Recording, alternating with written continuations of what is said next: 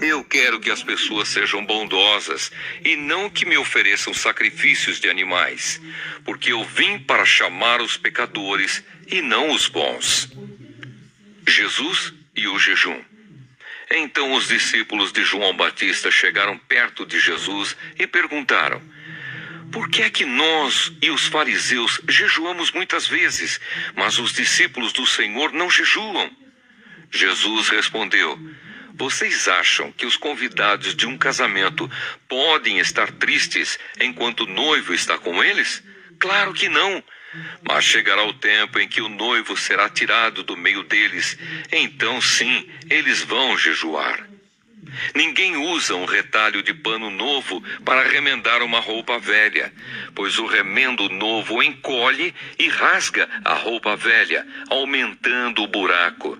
Ninguém põe vinho novo em odres velhos. Se alguém fizer isso, os odres rebentam. O vinho se perde e os odres ficam estragados. Pelo contrário, o vinho novo é posto em odres novos, e assim não se perdem nem os odres, nem o vinho. Falso. No dia 4 do mês 9, chamado Quisleu, do 4º ano do reinado de Dario, o Senhor Deus me deu uma mensagem. Isso aconteceu quando o povo de Betel enviou Sarezer e Regem-Meleque com os seus companheiros ao templo do Senhor Todo-Poderoso para pedirem a ajuda dele. E deviam também fazer aos sacerdotes do templo e aos profetas a seguinte pergunta: faz muitos anos que nós choramos e jejuamos no 5º mês, o mês em que o templo foi destruído. Devemos continuar fazendo isso?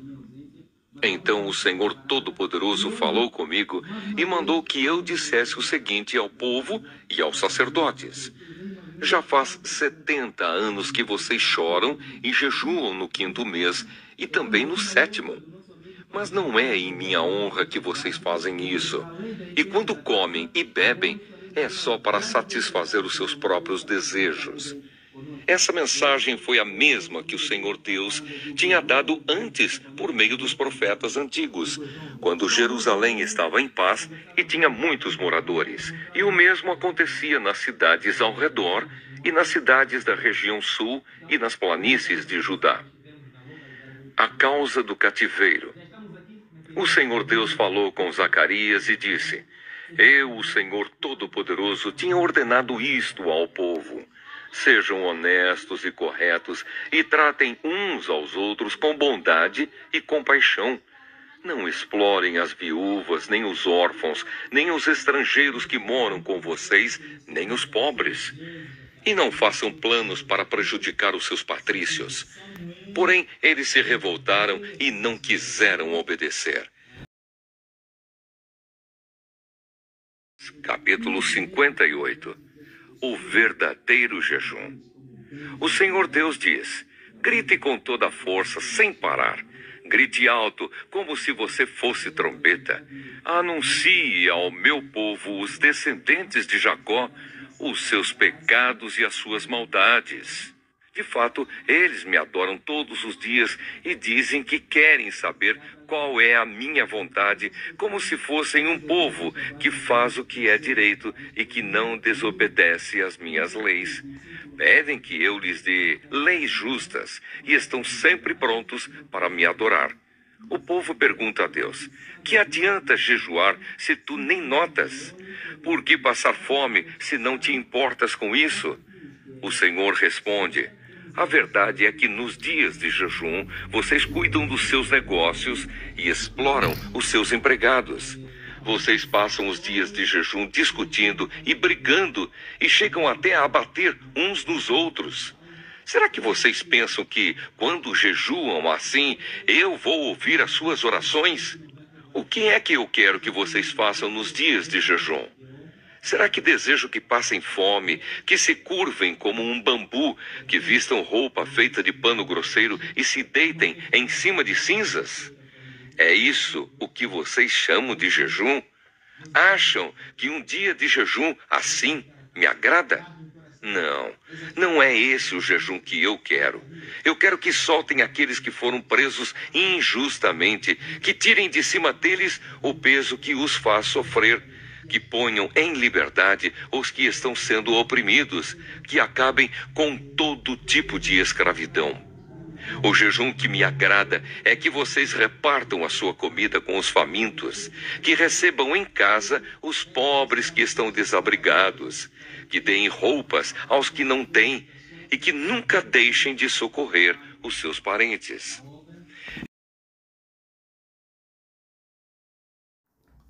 Meu irmão, qual a finalidade do teu jejum?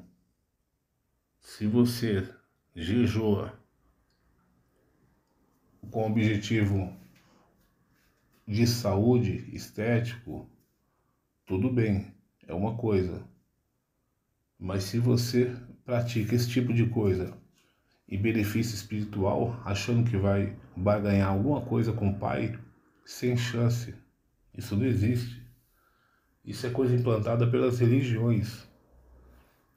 Não existe esse papo de fazer campanha, propósito, ir a monte, jejuar e orar, achando que com isso a gente vai barganhar alguma coisa com o Pai, vai conseguir alguma coisa com o Pai, Criador dos céus e da terra. É mentira.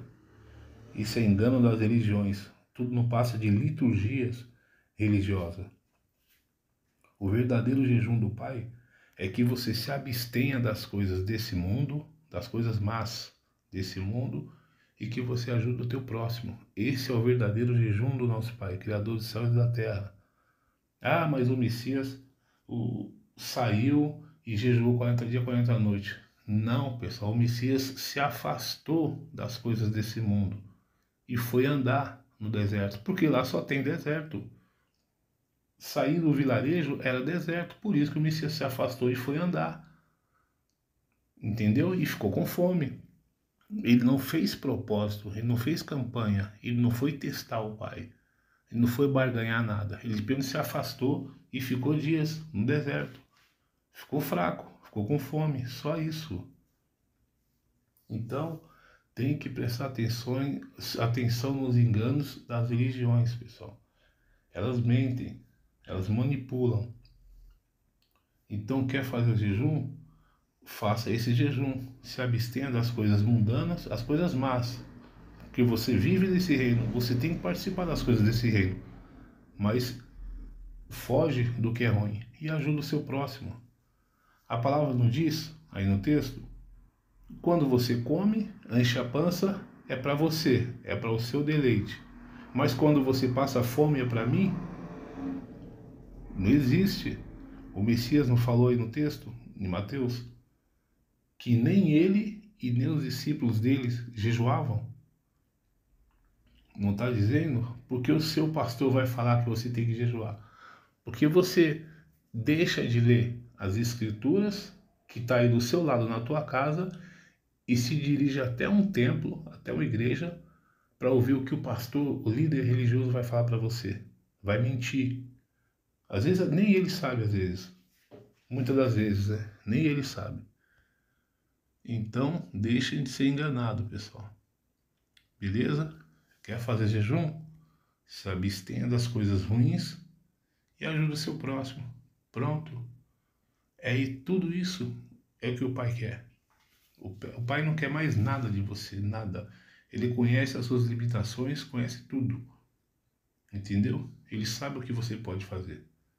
Então não tente inventar nada, não tente se sacrificar de nada. Ninguém ganha com o seu sacrifício, com o seu jejum, com a tua penitência. Ninguém ganha nada. Nem você. Beleza? Que o Espírito do Pai seja com todos.